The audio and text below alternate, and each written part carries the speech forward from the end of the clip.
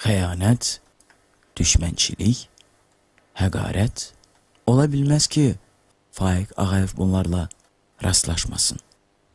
Təbii ki, rastlaşmışım. Həyatdır da, həyatın birizi gülür, birizi ağlayır.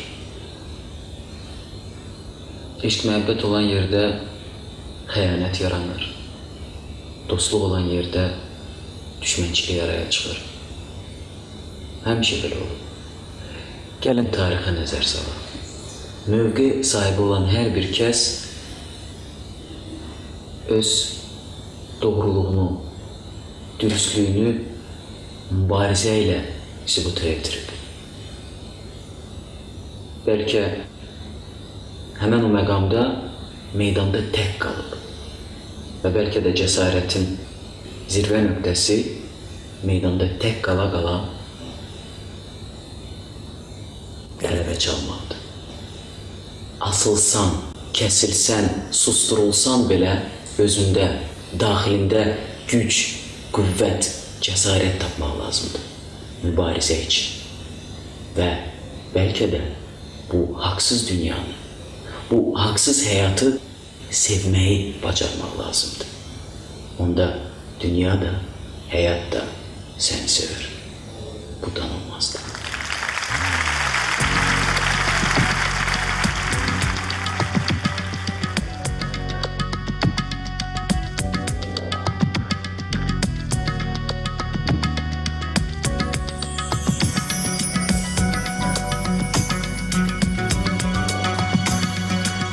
İçimdə ittiğim yerde özündən astılar məni.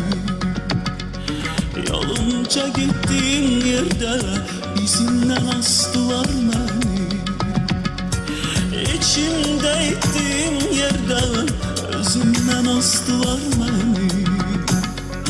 Yolunca gittiğim yerde izindən astılar məni. Sustu dodağı bilmedi, qəm çəkən çırağı bilmedi.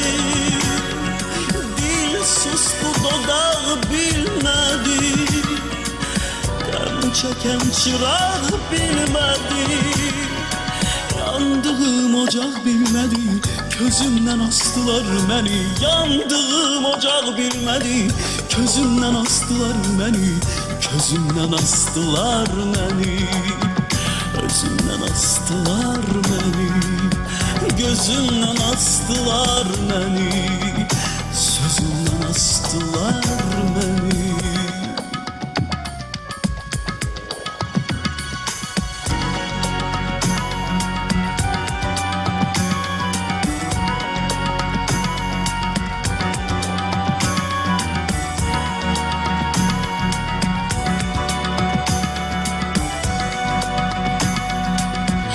Derdime oynadılar, oynamaktan doymadılar.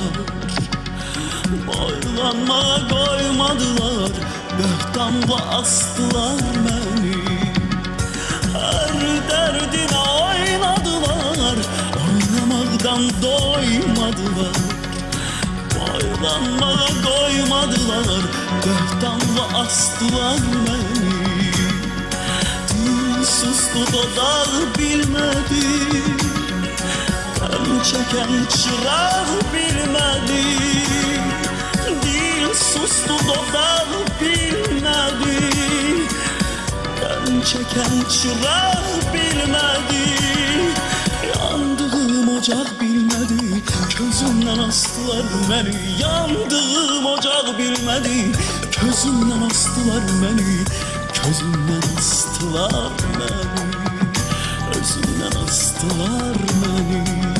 Sözümdən astılar məni, səsimdən astılar məni.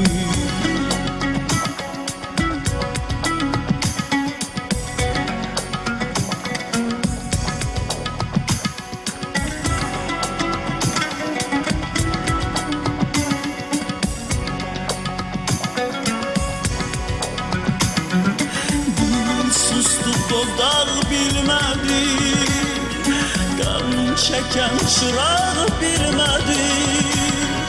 Yandığım ocaq bilmedi, bilmədi, gözümdən astılar məni, yandığım ocaq bilmədi.